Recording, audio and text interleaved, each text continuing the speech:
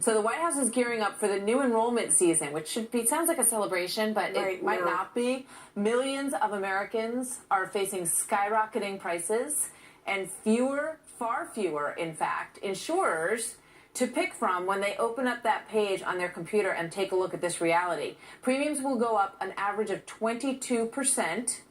8 states will see increases of 30% or more. One state, Arizona, which we've talked about a lot here, people will get hit with a 116% premium spike. Joining us now is Melissa Francis, co-host of After the Bell on the Fox Business Network.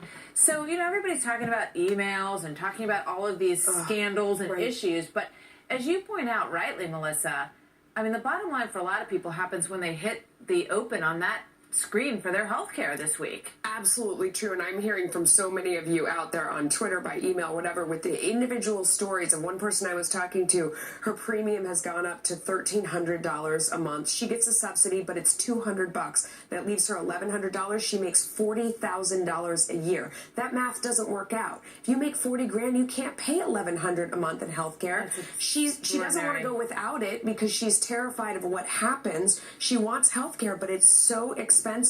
I would say so the president's saying, excuse me, but you get a subsidy, and so this woman who is $40,000 a year can't.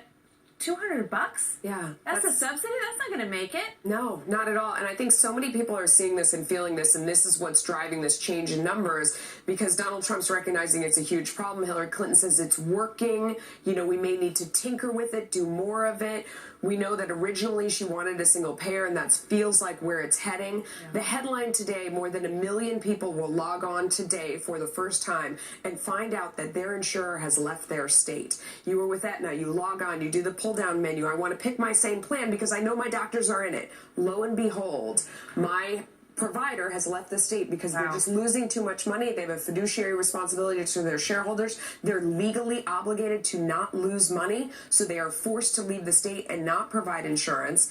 It is collapsing, and people are seeing the reality of it right now. Let me give you a few more numbers. Oklahoma, the average increase there, 69%. Tennessee, the average increase, 63%. Minnesota, the average increase, 59%. That's the middle. So a lot of people are seeing increases way above that.